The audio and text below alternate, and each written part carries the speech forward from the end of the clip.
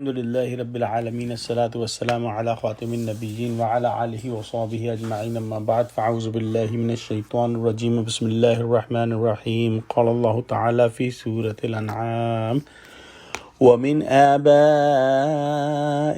وَذُرِّيَّاتِهِمْ وَإِخْوَانِهِمْ وَاجْتَبَيْنَاهُمْ وَهَدَيْنَاهُمْ إِلَى صِرَاطٍ مُسْتَقِيمٍ. Translation: And from among their forefathers and children and their brothers we chose some of them and guided them to a straight way. In the previous ayah, Allah subhanahu wa ta'ala mentioned about the prophets, and in this ayah Allah subhanahu wa ta'ala is mentioning that Allah subhanahu wa ta'ala has also guided the forefathers, children and brothers of those prophets. If the verb hadaina considered hidden in this ayah, or it could also be related to the verb faddalna, which means that Allah subhanahu wa ta'ala gave preference to these people who were the relatives of the prophets. And as mentioned here, not all the forefathers and children and brothers were given guidance, but Allah subhanahu wa ta'ala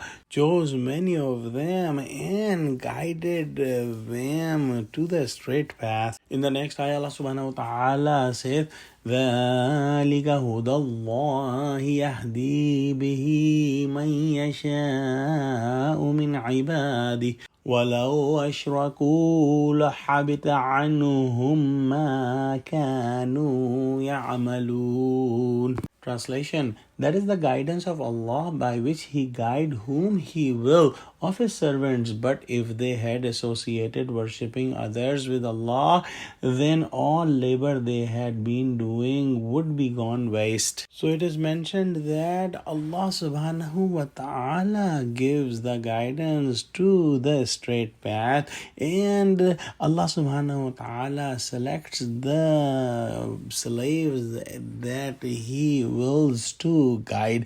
It is mentioned here that the guidance is given by Allah subhanahu wa ta'ala, so no one should be arrogant that he is guided to the right path or he is doing the good deeds.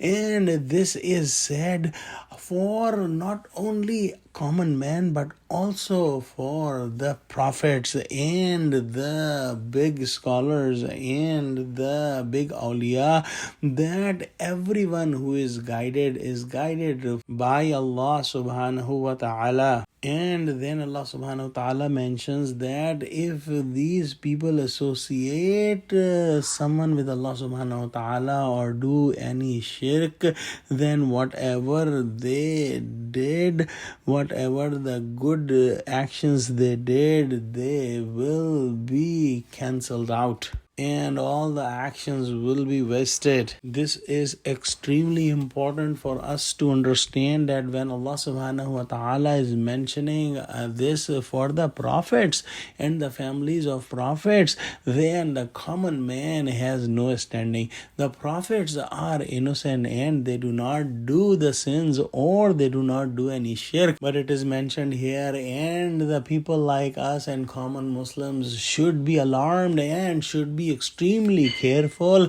for two things. Number one, that they must understand that whatever guidance they have, this guidance is from Allah subhanahu wa ta'ala, and they must not be arrogant about that.